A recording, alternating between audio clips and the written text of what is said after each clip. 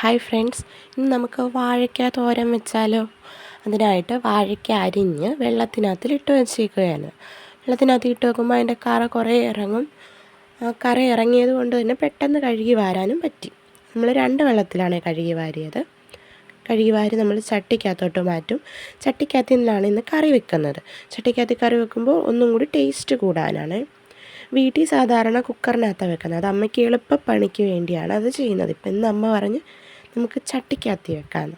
അതുകൊണ്ട് ചട്ടിക്കകത്ത് വെച്ച് സാധാ എല്ലാ വീട്ടിലും എന്ത് സാധനം വന്നാലും വേവിക്കത്തില്ലേ, മഞ്ഞൾപ്പൊടി ഉപ്പും വെള്ളമൊക്കെ ഇട്ട് അതേപോലെ വേവിക്കാൻ വെക്കാം.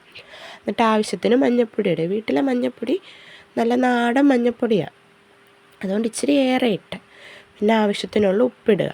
ഉപ്പിട്ട് 1 കപ്പ് വെള്ളം ഒഴിക്കുക. അത് കഴിഞ്ഞിട്ടാണ് ഗ്യാസ് കത്തിക്കുന്നത്. 1 കപ്പ് വെള്ളം ഒഴിച്ച് സ്റ്റൗ കത്തിക്കുക. ഇപ്പോഴാണ് സ്റ്റൗ കത്തിക്കുന്നത്, അല്ല പിന്നെ നമ്മൾ നേരത്തെ കത്തിച്ചില്ല. ഇപ്പോഴാണ് എല്ലാം ഇട്ടതിന് ശേഷമാണ് സ്റ്റൗ കത്തിച്ചത്.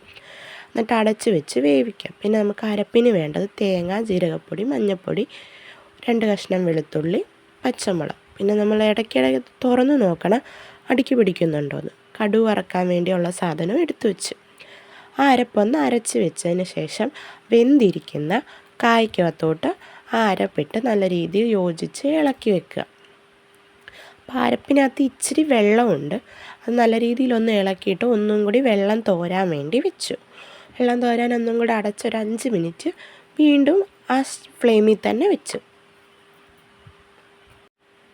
5 മിനിറ്റ് ശേഷം തുറക്കുമ്പോൾ തന്നെ നല്ല രീതിയിൽ വെള്ളമെല്ലാം വറ്റിയിരിക്കുന്നുണ്ട്. നമ്മൾ വേറെ ഒരു പാൻ എടുത്തിട്ട് അതിനകത്തോട്ട് 2 ടേബിൾ സ്പൂൺ വെളിച്ചെണ്ണ ഇട്ടു. ആവശ്യത്തിന് കടുക് ഇട്ടു. കടുക് പൊട്ടി വരുമ്പോഴത്തേക്ക് കൊച്ചുള്ളി ഇട്ടു.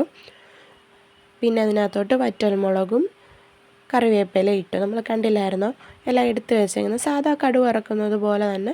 അതൊന്ന് ബ്രൗൺ കളർ ആകുമ്പോഴത്തേക്ക് കരിവേപ്പിലയും വറ്റൽമുളകും ഇട്ട് അതെല്ലാം കൂടെ ഒന്ന് മൂപ്പിച്ചെടുത്തതിന് ശേഷം നമ്മുടെ കറിക്കകത്തോട്ടിട്ട് കറിയിൽ നിന്ന് അത് നല്ല രീതിയിൽ യോജിപ്പിച്ചെടുക്കണം.